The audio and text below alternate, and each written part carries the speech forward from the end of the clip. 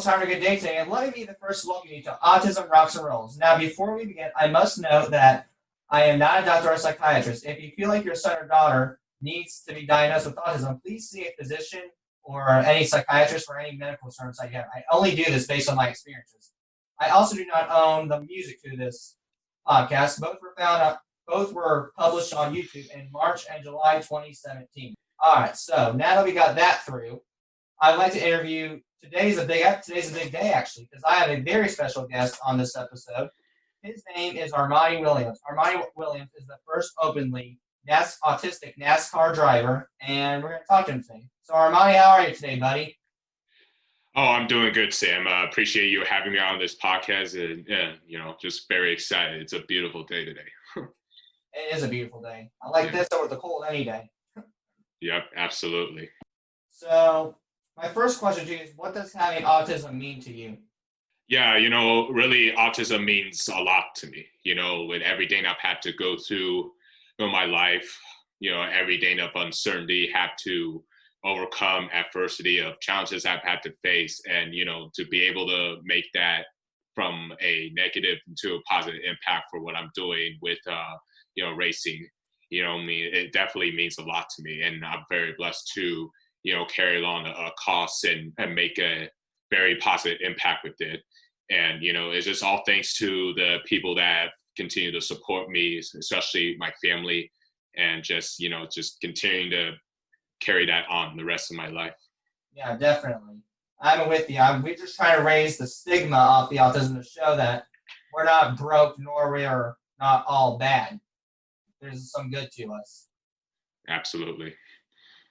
So when you learned you had autism, what were your initial thoughts when you learned that you had it?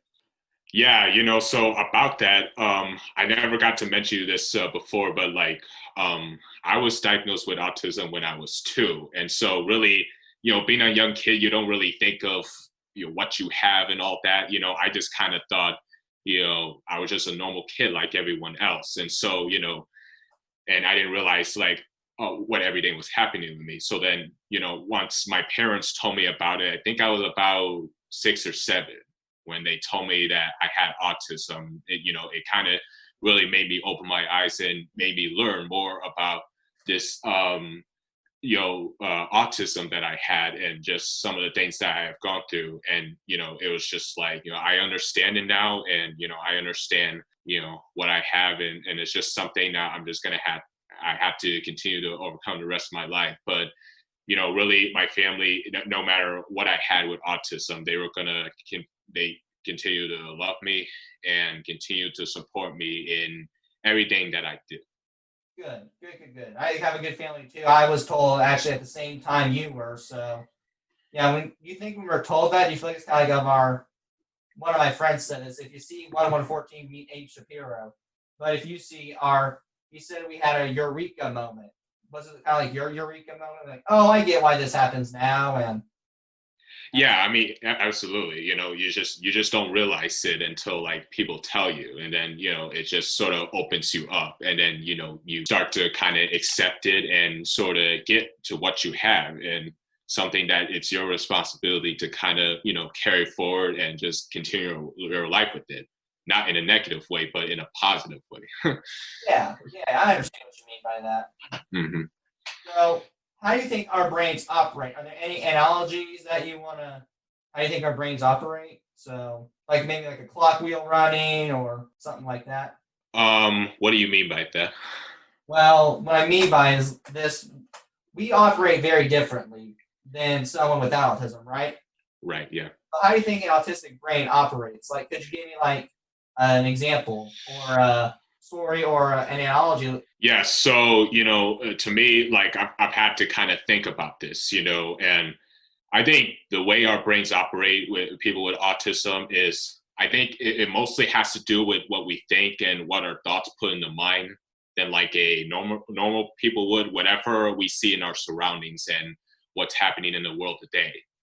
Whatever we think and hear or, believe may not be the same thing as what a normal person will think, and that's just another thing to where, we have to kind of find a way to share this world together. And, even with our brain, it allows us to function and behave in a way that some people might find it quirky and weird, but really like that's what makes us unique. That's what makes us feel special and different, and it's just another thing to how we can share this world together, regardless of what differences they may have. It may not be what a normal person might be, but, despite our differences, we can make a positive contribution to society, no matter what we think or what we hear.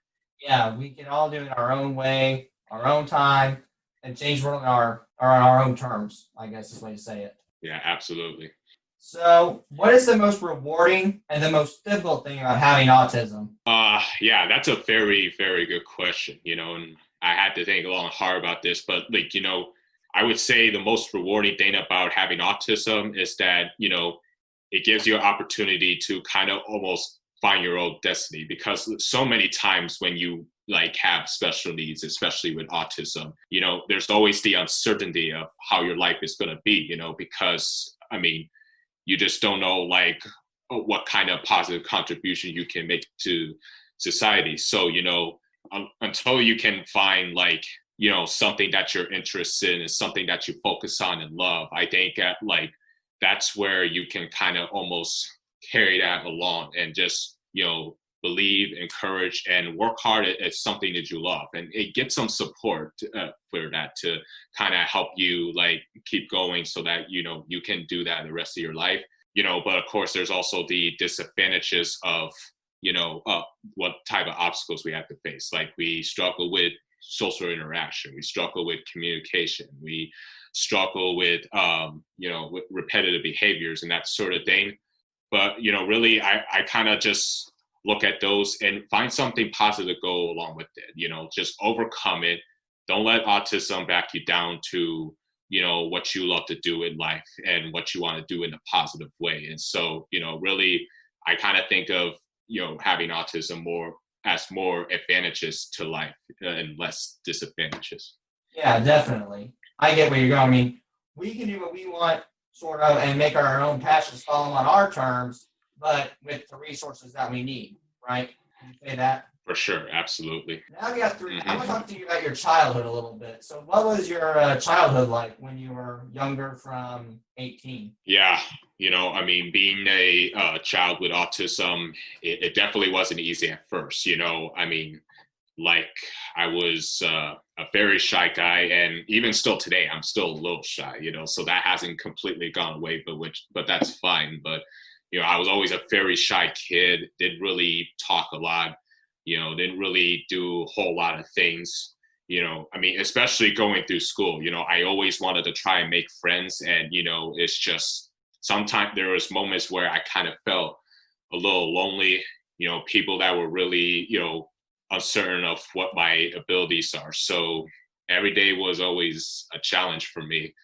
But, I had to make the decision on whether to let those barriers kind of push me back, or am I going to overcome those challenges, and as a kid, I decided that I'm going to find a way to overcome these challenges and be the type of person that I want to be despite being autism. And what's helped me get through that is, like I mentioned before, with, my family and, the support system I have that helps me continue to live my life with autism. And, that's just all you need to have, that people that can treat you with kindness, love, and understanding. And, I have to say, I think without that, I really don't know how my life would have turned out to be, but I'm glad it's gone in a positive direction. Exactly. I'm the same way. If I didn't have my resources, I would not be as successful as I am today. For sure, absolutely. I read online once that you were a big fan of Hot Wheels. So who introduced you to Hot Wheels? Well, I think, it was more so like my parents actually.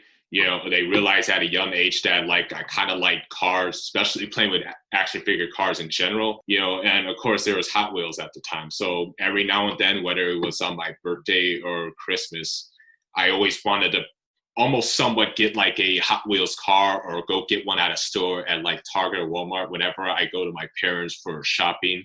and those places have like a toy section and there's like cars in between. So whenever I saw a car, I wanted to get like at least just one because I was just that fascinated about it. So it was more so a little bit of me kind of introducing myself to cars as well as, my parents kind of carrying that to me. Yeah, they introduced you to Hot Wheels and kind of figured that you might like car racing, and look where it led you to, right? Yeah, absolutely. It's just all about, parents kind of, helping you find your interest and giving you like whatever you love. So that way you can kind of, not be so bored and actually like enjoy it. Exactly. I definitely agree with that. So probably were a big fan of races also when you was growing up. So what was your favorite race that you've ever watched as a child or at any age, I guess, from 1 to 18 or from birth to 18, I should say?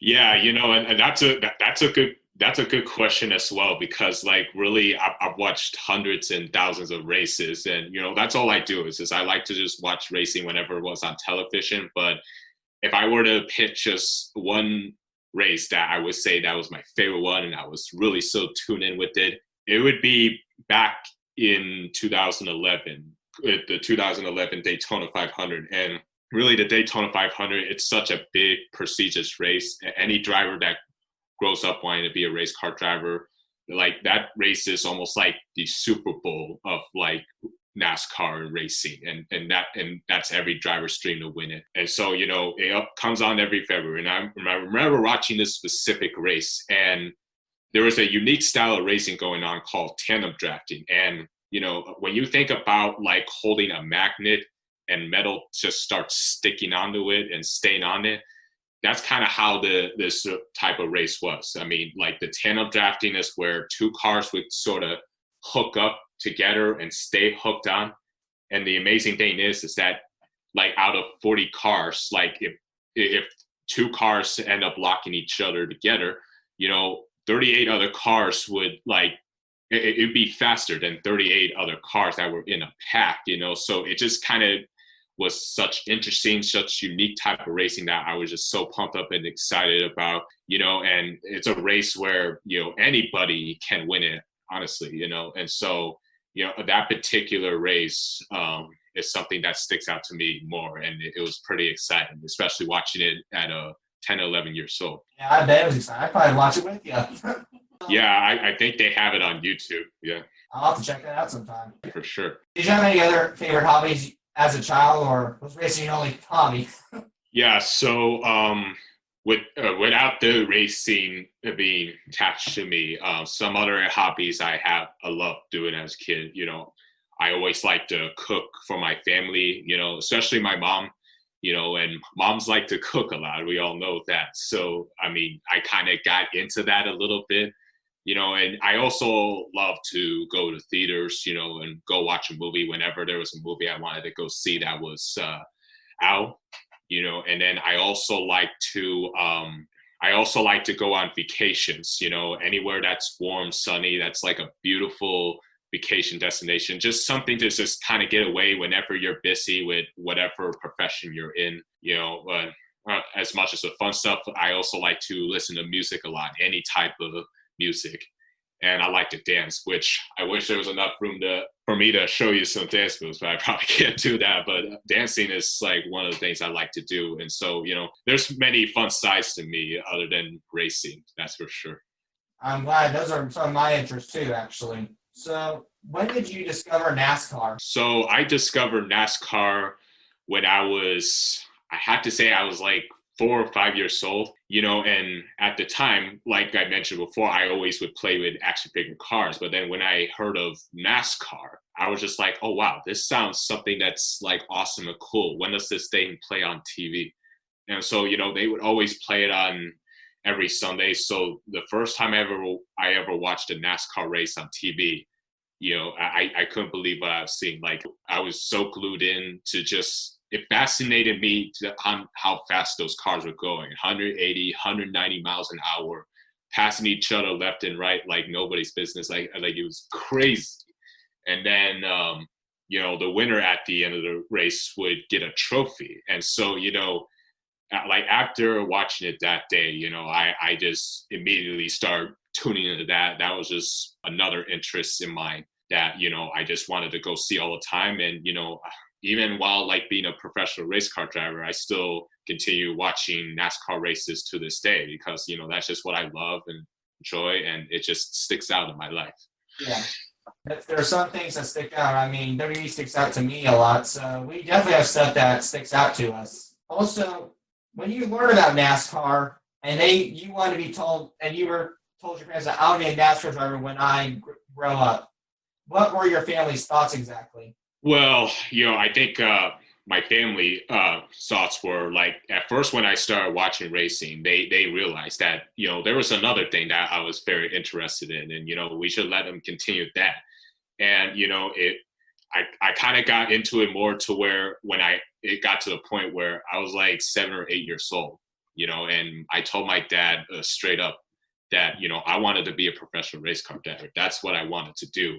And so, my family, like you would think with a sport like NASCAR racing, they would think otherwise, but I mean, they were all in and they wanted to support me in that and continue to help me in any way, shape, or form to help me achieve my dream. And so, that's kind of how my family thought of it. And, they've been always proud and excited of what I've been doing. So it was great. I bet it was great. My family, I want to do this possibly for a living. They were very pleased to hear it. So I'm glad your family was in the same direction. So I also heard that for sure, it's all about that support. It is definitely all about that support. Instead of all about that base, it's all about that support. Absolutely. So absolutely. So I read online that you went to go-kart school. Without revealing the location of it, or revealing the exact location, what go-kart school did you go to? Well, of course, I would have to tell you where it was at. Like, I mean, it wasn't just basically like the name of a school. It was just at a particular track. I would say it was at like Jackson Speedway per se. That's kind of where my driving school was at. I had to go over there when I was like 8 years old. It was like an 8-week session. It was such a fun time, got to learn a lot about like, the competitive side of it. And so, that's kind of where it all started over there at Jackson Speedway in Michigan. Ah, nice. That sounds like a good school. And here's what I don't understand. This is, why did you have to go to that school, and how did that go-kart school in particular help you in your career? I mean, I think when you get to like that certain of an age, when you're that young like that, I mean, I had to go to that go-karting school for one, to learn the basics about like knowing how to race. I mean, you learn everything to how do you use the gas to go, how to use the brakes to stop, how to steer the car. You learn how to race around other people without trying to bump or wreck anybody, because with racing, there's a lot that can go wrong. And it's not that, you got to always be aware and be careful with yourself. And so, for me, it taught me a lot of things, and, it's helped me to kind of continue to elevate my driving abilities. Like as I continue through the ranks of racing bigger cars and much bigger tracks, and just, learning like how to attack those racetracks and learning how to attack those tracks racing against other people. And so, starting from there in the go-karting school, it definitely taught me a lot of those things. And, I'm just very grateful for those lessons. Yeah, it taught you the basis of it. It taught you the basis of racing to lead you more to greater endeavors and more success, basically, right? Yeah, absolutely. That's for sure. So I also read about you went to an event that was called the Brickley 400. So can you describe that event to me, and what do you remember most about that event? Yeah, so the Brickyard 400, I went there when I was 10 years old, and it was literally the first ever time that I got to go watch a race in person, like literally at the track. Like it's much different seeing the race on track than it is on TV. So like that was the first ever time for me, and I was just really pumped and excited just to see what it was like. And I was with my dad and a couple of his other friends, and we were sitting at around turn 3 and 4, like right around the short chute. And the track was so big and so wide that you couldn't really see turn 1 and 2.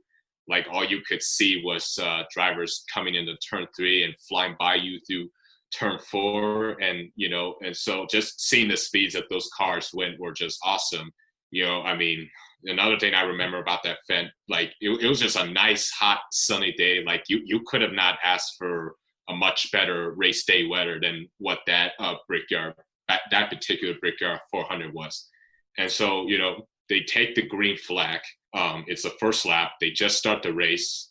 They get to do turn 1 clean until they get into turn 2, and then bam, there's a wreck. Cars spinning around, roaming into each other. I was just like, man, there's a NASCAR crash. Like, is this normally what goes on? And could see it on the screen. Several cars were taken out, but overall, I mean, it was just a fun experience, and it made me want to go to more races at the track because it was just something that I really enjoy, and it's just it's a memory that I won't forget for as long as I live. Good. I bet that sounds like a lasting, long memory for sure. So I also read once online that your idol is Jimmy Johnson. So can you describe Jimmy Johnson and why is he your idol? Yes, Jimmy Johnson is a driver that I've followed ever since I was a kid. He was always like my favorite driver, and you want to talk about a guy that has accomplished a lot in the sport of racing, and particularly NASCAR itself. Like he's got 83 wins. He has 7 championships, and 5 of those he won in a row. Like literally, he won 5 championships in a row. And that's just something that is very hard to do, especially when you're racing at the very top level of sport, which is the NASCAR Cup Series. Like he did that, winning 5 championships in a row. And, he's just a guy that's like really well respected, a class act. I remember a time where like he pushed his teammate when he won his first ever race because he ran out of gas, and pushed him to the front stretch to kind of help him celebrate with his team and his crew. And, it just showed me everything I knew about Jimmy Johnson and, the type of driver he is. And a lot of things that he's done off track. He's a great family man. He does a lot for his community. He's just a really well-respected guy that, you just like to meet and hang out with, and just all of that just shows you and me and that he's a true champion in my eyes. That's good. Now, have you ever met him before or no? No, and I'll tell you what. Like this year is his last year in the Cup Series, and it's crazy. Like all the years I've watched racing, and I haven't got to meet him one time. So we'll see. Maybe, hopefully, one of these days. Maybe even if he's not racing, I still like to meet him someday, like, because he's just that great of a guy. All right, maybe we'll work it out. Maybe, yeah, we should try to do that. So, do you have any other idols, and why do you idolize them? Yeah, so there's other idols I look up to as well. Especially drivers that come from where I am, because like not only I'm autistic, but I'm an African American as well, and we got African American race car drivers out there. Like you think about a guy named Darrell Wallace Jr. or nicknamed Bubba Wallace. He's a driver in the Cup Series who races for a legendary team named Richard Petty with Richard Petty Motorsports. And then you got the pioneers of racing like Wendell Scott, who's actually the first African American driver to get into the sport of racing and the first ever African American driver to win a NASCAR race. And then you got another driver with Jesse Wucci, who's also an African American driver who's racing up in NASCAR, and he's also a U.S. military member as well, So, I mean, those are the guys that I look up to, and, that's something that I'm trying to join as well, because I want to, ultimately get up to the top 3 levels of NASCAR and, just kind of help be part of like drivers of African Americans that raced in top series of NASCAR. Yeah, I bet you'll get there one day. Oh yeah, absolutely. Yep, for sure. Thank you. You're welcome, bud. So now, speaking of your accomplishments, your career accomplishments, what NASCAR accomplishments have you made by far? And yeah, I mean, that's a hard one because, like, like I've been like racing up in NASCAR for I think 2 or 3 years now. Like I raced up in Canada, so like you could say like the first African American driver in the U.S. to be part of a NASCAR Canada series, NASCAR Pinty series.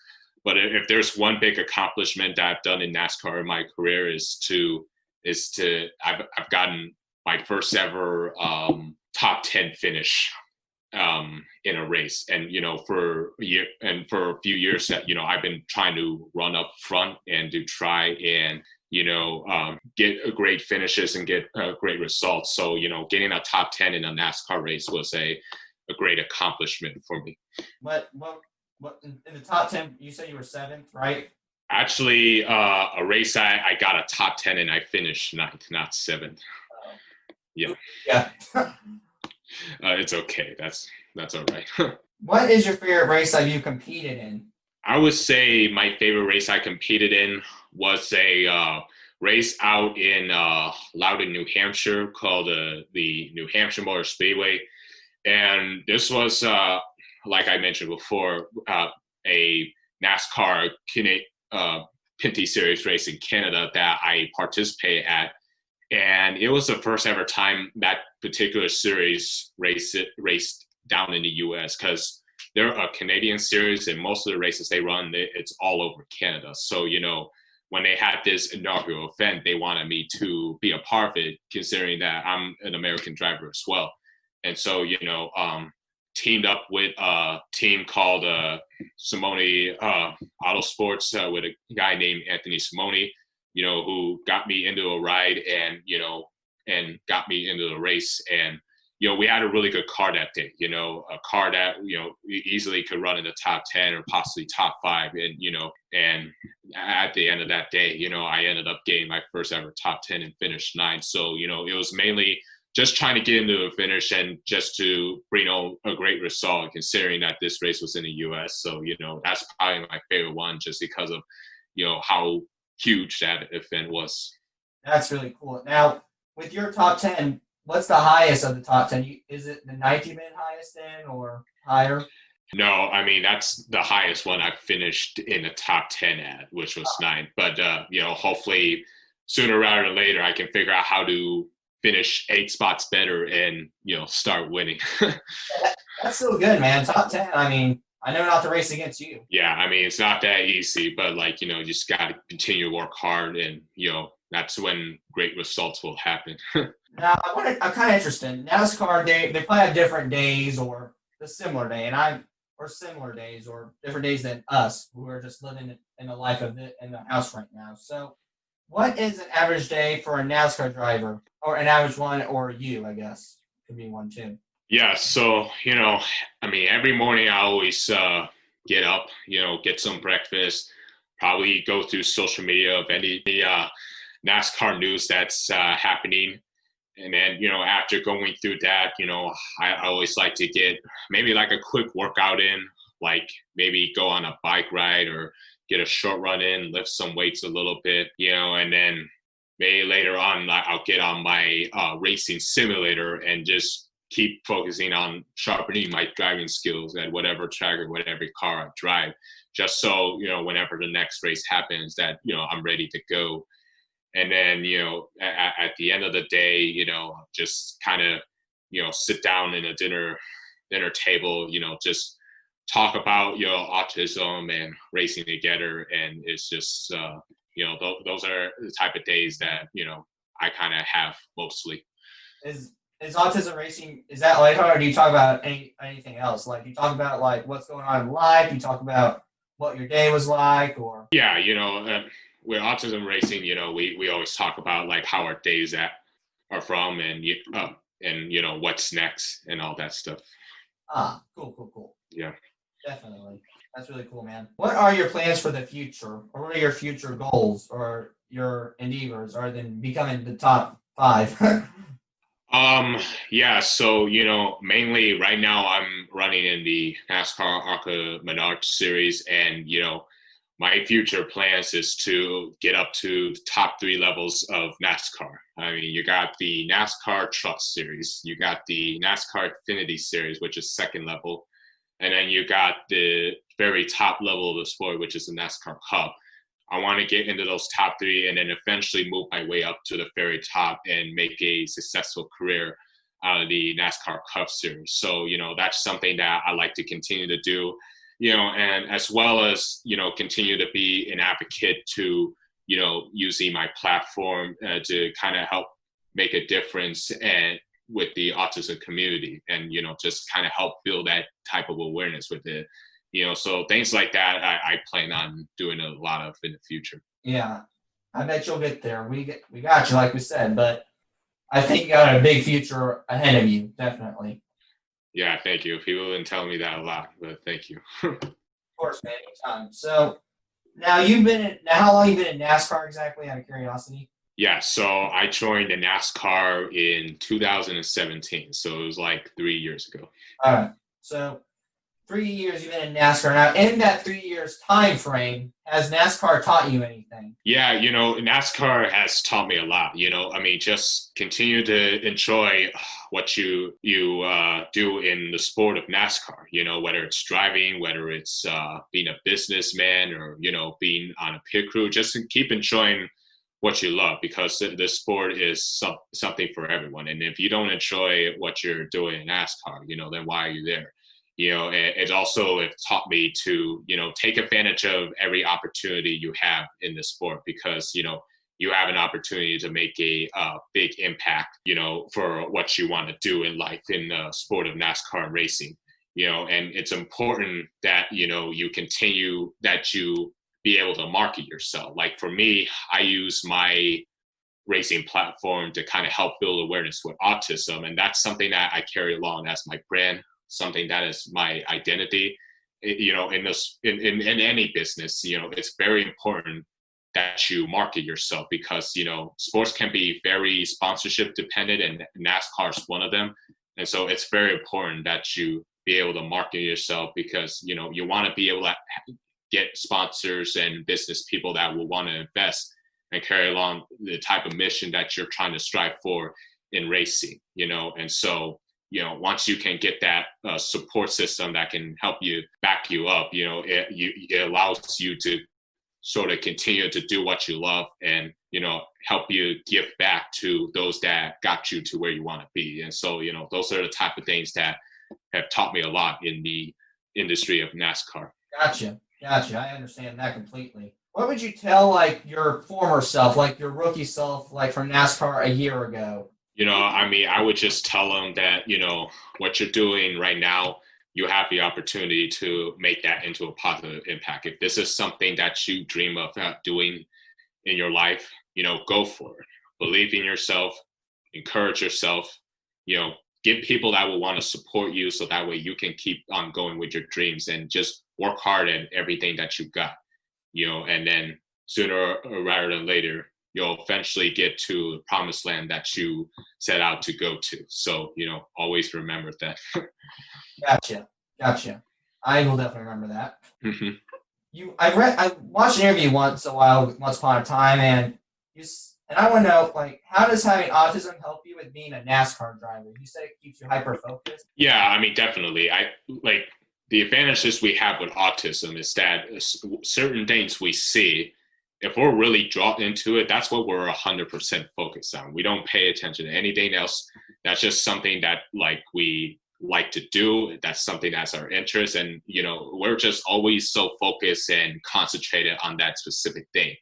So for me, when it comes to being a NASCAR driver, whenever I strap my belts in, put my steering wheel on, rev that, start that engine of the car, that's where my focus shifts in. And, especially for being a NASCAR driver, you're racing for 100, 200 laps, going 180, 190 miles an hour.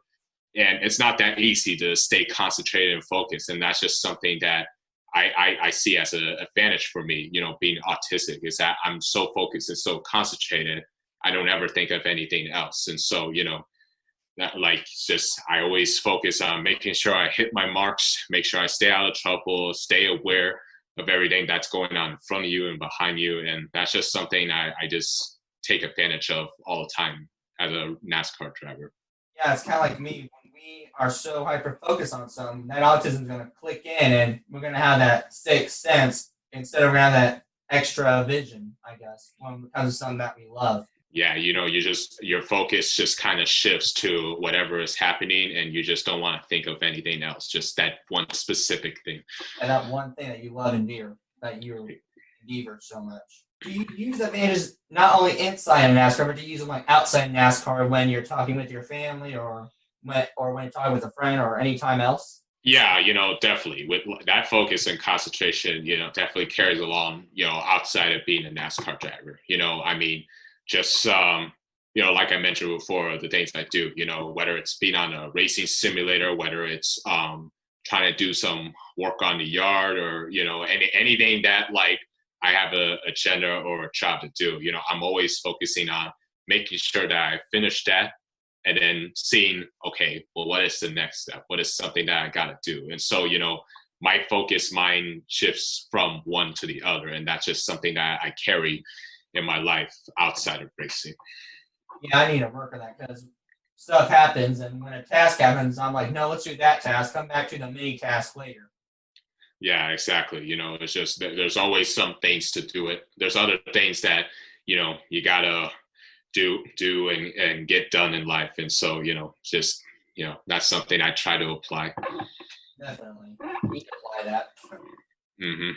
So, do you think there are any disadvantages with the NASCAR, in the NASCAR, and out of the NASCAR? If so, what are they? Yeah, so I mean, from a business development standpoint of NASCAR, I mean, there's never like NASCAR prides itself on trying to make it an inclusive environment for everyone, and sometimes minorities don't ever get that chance to, kind of do what they set out to love to do or gain opportunities, whether it's being a race car driver, whether it's being a pit crew member, or whether it's being a different businessman, excuse me.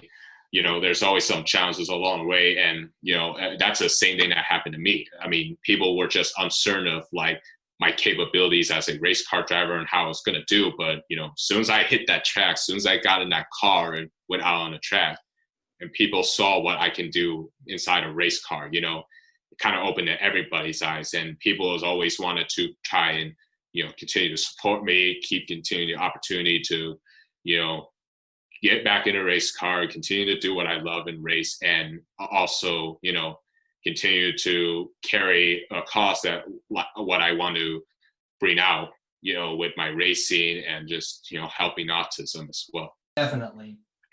I can agree with that. So, first of all, let me just say I'm very happy that you're open about your autism. I'm very pleased with that. So, I am too. So, that's really a good thing. But what made you decide that you're going to become open about your autism? And what made you decide to be the first openly autistic NASCAR driver? Yeah, I mean, I think it was just more of like bringing out like that word out there, because like in racing, they've seen women getting into the sport, being a driver, we've seen African Americans get into racing, but they've never really had a driver that had special needs, including autism, join a sport like NASCAR that wanted to be part of the sport. And so, when the time came to like when I got to NASCAR and people started to understand my story and who I am, that's sort of that whole like the first openly NASCAR driver diagnosed with autism sort of came along, and we continue to kind of help spread that word and help people to understand, and continue to share my story and just see how people react to that and see like, whether this is something that they want to be a part of. So that's kind of where that whole thing came from. Gotcha. Yeah. Did anyone help you make the decision? Yeah, definitely. I mean, I think it was more of like, my family wanting to, kind of put that out there, like trying to continue to tell that story to everyone who was a NASCAR fan or wasn't, or to families who had a family member or a child who had autism, just to understand like who this person is. So, you know, it was more of like a family effort to try and put that out there. Gotcha. Gotcha. Now, also, did you have any doubts about this decision where you're like, I'm not for sure? Kind of need to think about like, this is what I'm kind of concerned about. Did you have any doubts really, or was it like, no, I'm doing it? There wasn't really too much doubt with it. I mean, you know, really like this is just something that we felt like, you know, people, this is what people need to hear. They need to, we need to be able to share the story and just get that connection out there to people to see if like, if people wanted to try and get involved in this. And so I don't think there was really any doubt. I mean, I just felt like this is something that, you know, people really needed to know, people that really need to hear, and just see how they reacted to it. Gotcha. I think they reacted good, for the most part. And that answered my next question. What were your fans' reactions?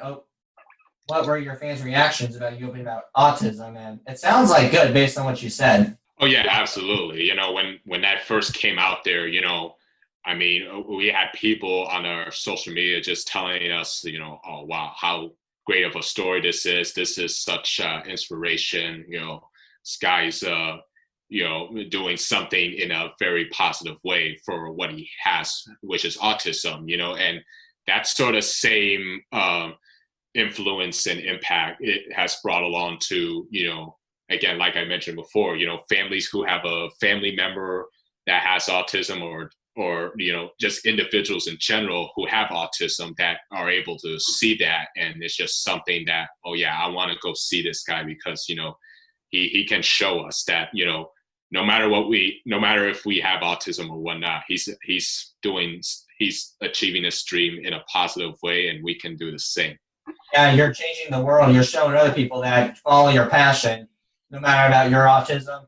All that matters is that it's your passion. Do it. Yeah, and just being able to share that same passion for everybody as well, you know, and just give them a glimmer of hope that, you know, it's not always the end of the world. You know, you can achieve great things in life just like you can as well.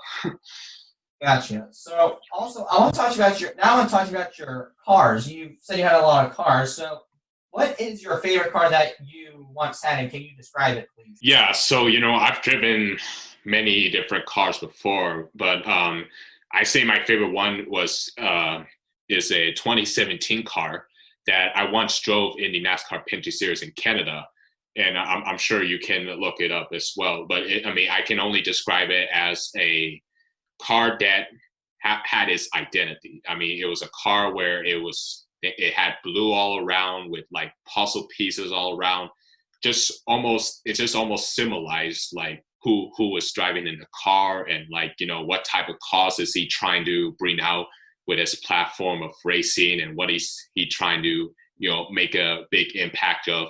And so, you know, that particular car is just my favorite one, just because of, you know, that just symbolized what my identity was and who I am as a person, and just be able to share that same story with not only individuals with autism or family members with autism, but to everyone who may have not heard of me, to almost want to kind of understand my story. Gotcha. So did all of your cars represent you in some capacity? Like, did they represent you in a different way? Well, you know, sponsors always want to have like something on the car. So, you know, I mean, as far as like when we were trying to come up with the designs, that I would say not everyone kind of symbolized the way I am, just certain ones, you know, but really, you know, just there was just a few out there that like really did symbolize like who I am, you know, with not only that 2017 car, but the car I drove this year in Phoenix when we partnered with Cynthia Autism. I even have the shirt Cynthia Autism on there, just because of what I have in the mission that I'm trying to bring out with what this sponsor is trying to bring out. So I would say that's another car that you know, represent me a lot more. Gotcha. And who helps you design the cars, out of curiosity? You know, not really sure. Like, I mean, not with every car, but I can tell you with one particular car, you know, especially that 2017 car. It was this. I said, that's fine. Go right ahead, dude. Yeah. So it was a 2017 car. That particular 2017 design was designed by a friend of my dad's named Jerry Hall, and shout out to him and his family. And he's a really big fan of motorsports and racing in general. And like, when he heard of that I was autistic, he wanted to kind of help to create a design like this car that kind of help symbolize what I am. And even he has a son that has autism as well, so that's kind of where that whole design kind of came along, just because of, something that he has that I'm trying to create a big impact as well. And so that's kind of who made that design. Gotcha. I gotcha. That's good that he helped you, and he seems like a wonderful man. Oh yeah, definitely a great man, and a big fan of racing all in all. Gotcha. So now, are there any cars that you've had that went kapoop and crashed, or went kaploopy, or died on you, or just went crashed on you? Well, what do you mean by that? Like, did any of the cars like you've raced before like die, or like have you crashed a car in a race? I mean, not really. I mean, I would say, more of that stuff you would see probably like when we have practice and qualifying, and you never want to tear the car before a race. But, definitely those kind of things happen during a race. You just hope that you're just not involved in one, and that's just the type of stuff you go through in a race and in the sport, and it's just, just got to be really aware of yourself. And so, those type of things can happen. Gotcha. Yeah, definitely. As I've seen on my grandpa is a big NASCAR fan. I've seen like cars crash so many times I couldn't even count. Right. Yeah. Sometimes it may not be as bad as sometimes they end up turning bad, but you never wish that on any driver. You just hope for a clean race and everybody just stays safe out there. Definitely. Now, I've looked outside. This is impressive. You have a GPA of 3.0. That's really impressive. So, good job. Yeah. Thank you. Really appreciate it. So, but how did you manage? Because you raced when you were still in school, right? Yeah. Right now. I'm a college student right now. I just finished being a sophomore. I'm gonna go into the junior.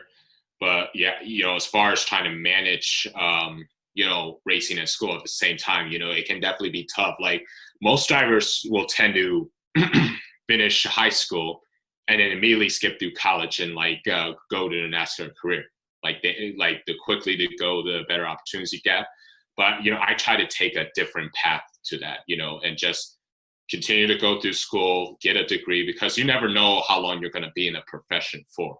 There's drivers that last for 20 plus years, but not a lot of people get to enjoy it for that long. Usually it's 5, 7, 10 years. So, you're just thinking, what's next for me? And so, I kind of took my part in just trying to continue to go through school while trying to manage racing at the same time. And it's easier when it's in the fall because that's where the end of the NASCAR season is. But then when it gets to the winter, that's when it's really gets challenging. I have to kind of carry along my class materials, sometimes my laptop to do homework, hoping that I can get to as many online classes as I can, because you're always on the go.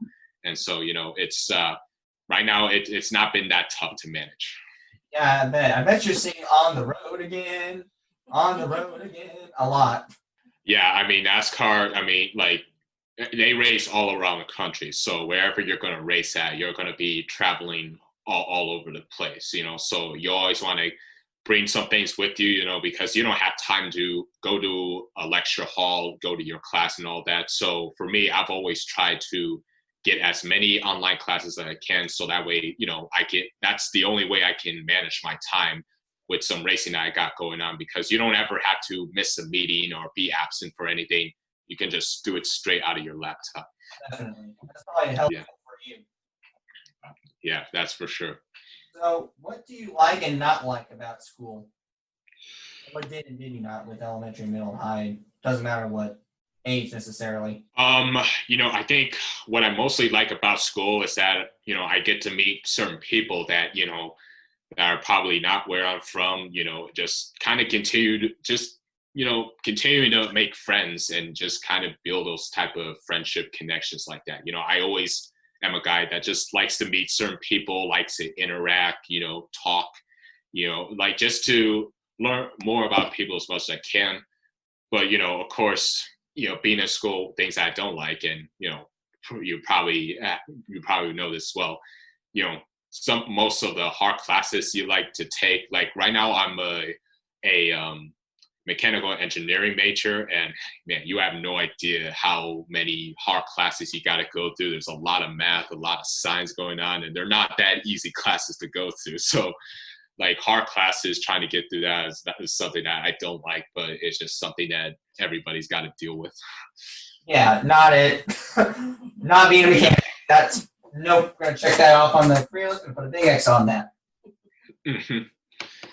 Yeah. So, is there anyone who has helped you through school? Like, is there any teachers that you just love dearly, or any teachers that have helped you a lot, not just academically, but socially, personally? Yeah, I mean, I've had a lot of teachers that help support me.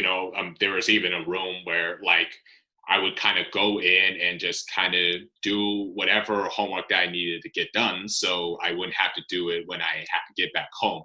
I've always had assistants that kind of walked me around and just kind of helped me get through school, understand what things I needed to do or what to get done. And, and I'm very grateful and that they support me and help me a lot, because, just without any support and people will help me out, like how in the world are you going to be able to get through school? I mean, it would just be so long and so miserable, but with the help that I've gotten and the support of the teachers that helped me like get through it, I mean, it's definitely been great. Yeah, I bet it's been great. Is there a teacher that's helped you a lot than others, or? I mean, like I've had so many teachers, so I'm not sure if I can name one, but if I were name one right now, it would be person named Mrs. Christina Regard. Again, shout out to her. I mean, she kind of helped me a lot with knowing like the materials, so like what I'm going through in class and stuff like that, making sure that, I stay on top of things, make sure I get good grades in it. And so I would say that's one particular teacher that's kind of helped me like continue to follow that path in a positive way. Good. She seemed helpful to you, and I'm glad of that. Yeah, it's always about that support. Yep, always. So why did you not wait until school was out, though? That's kind of because you said because you want to get different, right? And make it ahead. Yeah, I mean, like most drivers, I could have just skipped through college and just finished high school, go on to a racing career. But, again, you just never know how long you're going to be doing it. You want to be doing it for as long as possible, but not everyone has that chance to be able to race for 15 or 20 years. I mean, like it's not everyone in the racing industry gets to race for as long as they can, so you're always looking for that uncertainty, which is why I wanted to stay in school, go through college, get a degree, so that even if racing doesn't work out for me, which I'm still trying to continue to make that work and continue to, achieve my big dream of getting to the top, like getting through college and just be able to get that education, it gives you the opportunity and it opens you up for other things that you might do. So that way, you're not just like sitting at home all the time. There's other things that you can do. Yeah, definitely. Yeah, that's a smart choice to make. I will tell you that. Mm-hmm. So you play for a lot of charities. So what charities have you played for exactly? Yeah, so I've done a lot of charities that's like been mostly autism related. With the Autism Alliance of Michigan, I've also went to couple of their Michigan galas there. I've also had charities out in Ohio.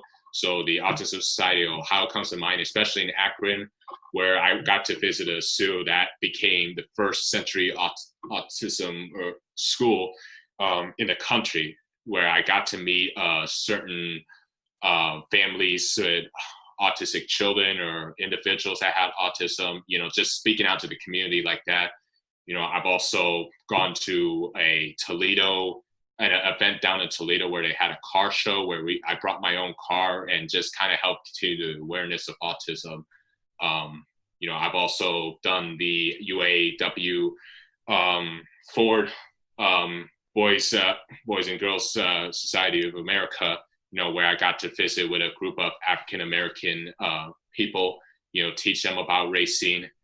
And then just last year, I got to go visit a school in Troy, Michigan, where they helped raise money for autism, and they wanted me to go speak out to them and, just kind of help support that area and that community as well. So, there's been a lot of charities. Oh yeah, and then one more thing, I've also spoke out North Carolina, where they have a foundation with the ABC of North Carolina, where they kind of help people with autism, just kind of help them guide through what they experience in life and just make them kind of, get them into society as well, be included. So, there's a lot of those things that, we continue to, do with autism, because that's the same mission we're trying to carry along as well. Gotcha. Now, I want to talk to you about your social interaction kind. These are not questions where I'm trying to bash you, so don't get the wrong idea. Let's put it that way.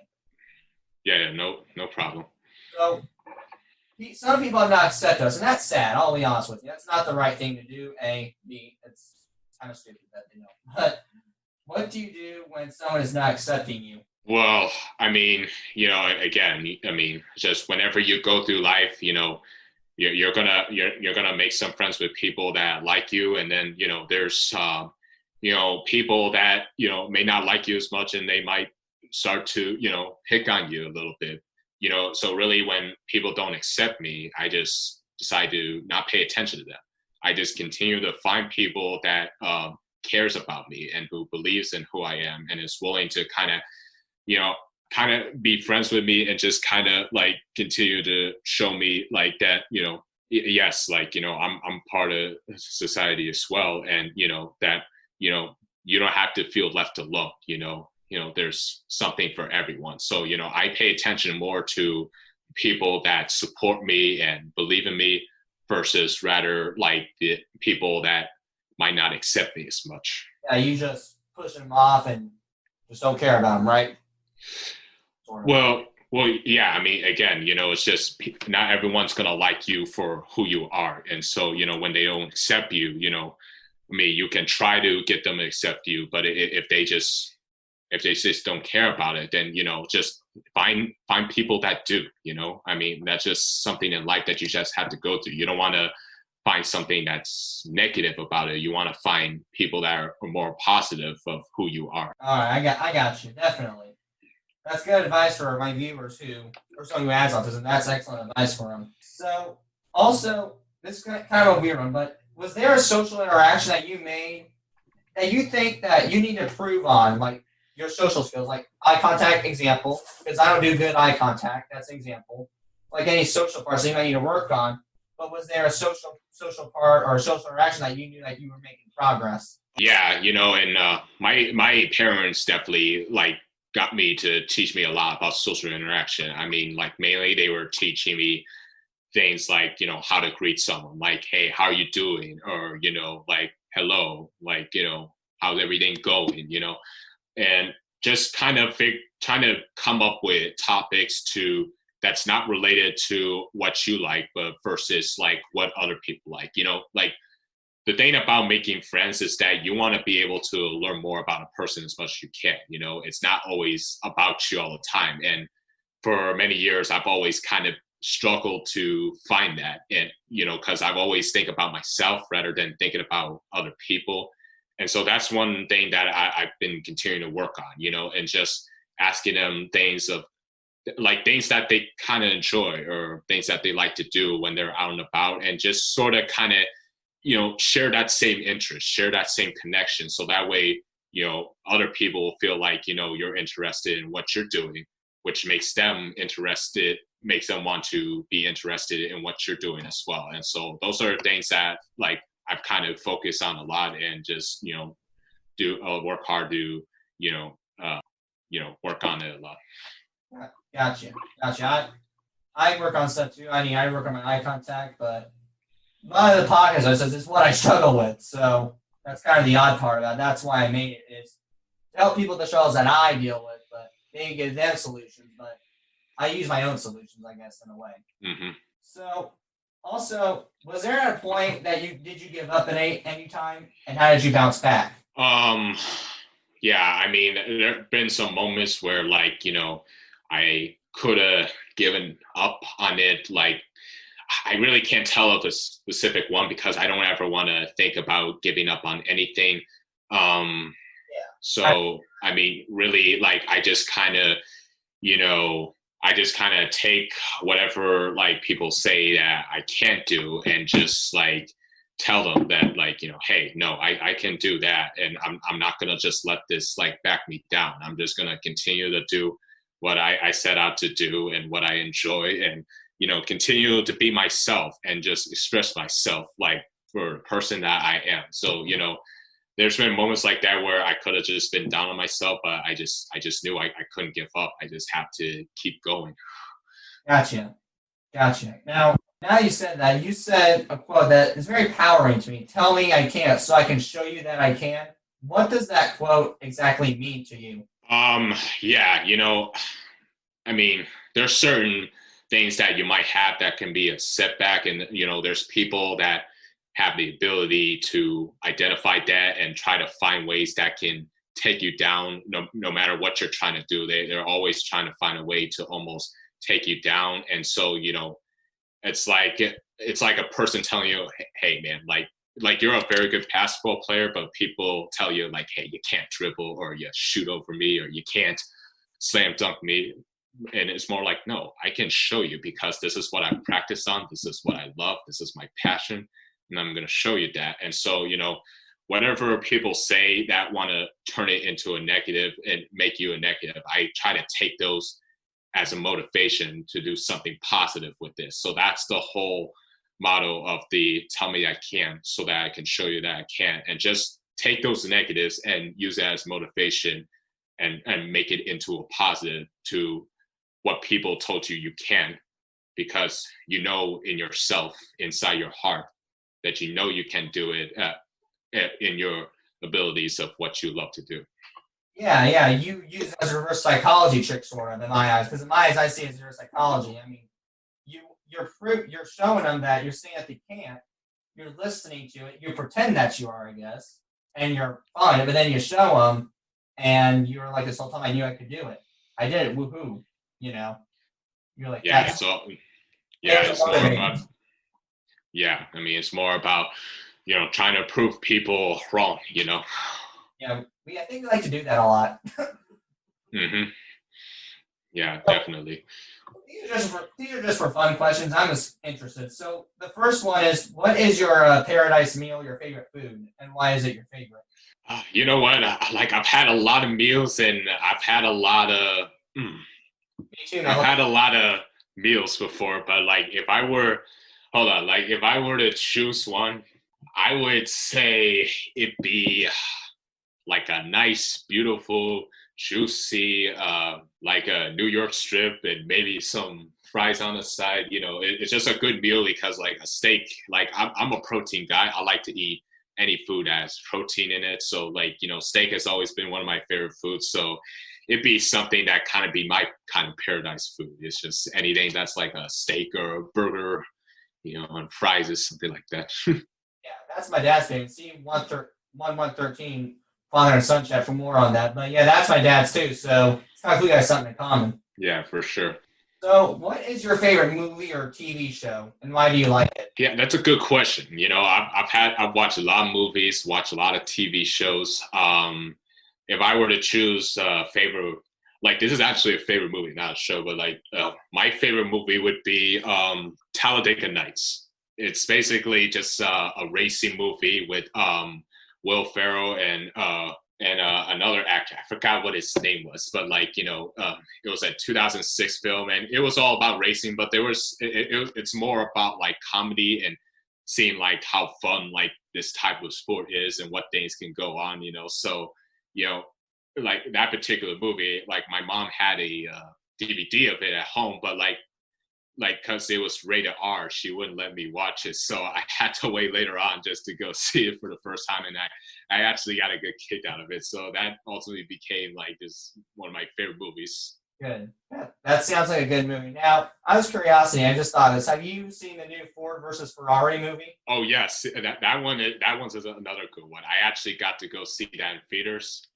Man, it's an incredible true story about like two manufacturers going at it in a popular race of Le Mans, Ford versus Ferrari. I mean, it's just an excellent film. I don't know if you got a chance to go see it, but if you ever get a chance, you should go see it because it's a great movie. Okay, we're checking it out. Yeah. Check it out, I think.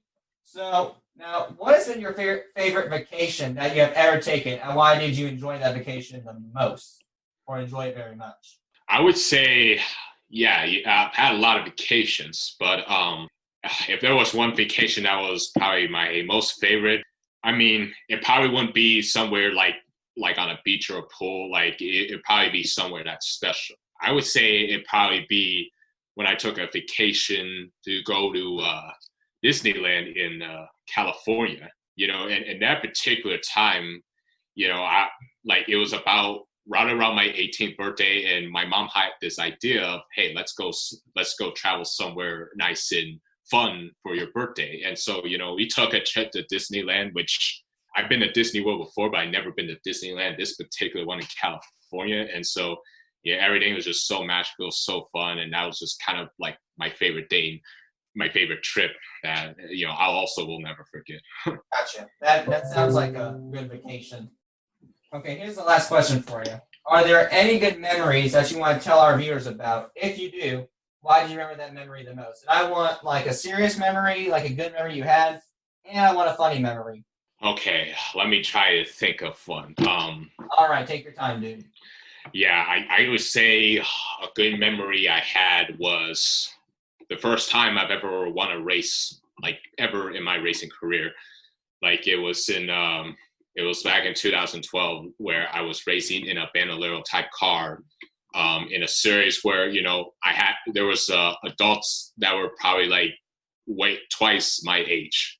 And like this one particular race, you know, I ultimately end up beating them in a feature race, which was 20 laps, and, you know, hold off the rest of the field. Like I started, they fifth or sixth, got to the front, and then, you know, automatically, and like we led through the rest of the race and ended up winning it. And then I remember the most was most of the time, like the winner would go on the front stretch to celebrate with a win and celebrate with fans. Well, actually, I accidentally got off track and, you know, thinking I just pulled into the trailer, and they come up to me and said, hey, you got to go up in the track, go to victory line. And I'm like, oh shoot, what am I doing?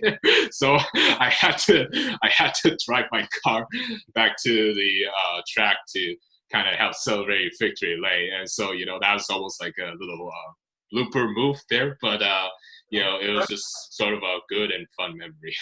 Good. That sounds like a blast, man. Yeah. So I think we're done here. Thank you for being on the show. And is there anything you'd like to say to our viewers out there? You know, I would just tell my viewers, you know, just continue to stay safe, and, you know, just if you have a family member or a friend or individual with autism that you know of, you know, just remind them that, you know, they can achieve things that they want to achieve, just as long as they believe in themselves, they stay encouraged and work hard for that dream, and kind of help support them, give them that love, that kindness, that understanding that they desperately need, because, you know, we all want to help each other, you know. All right. Well, thank you again, and have a great day. You too.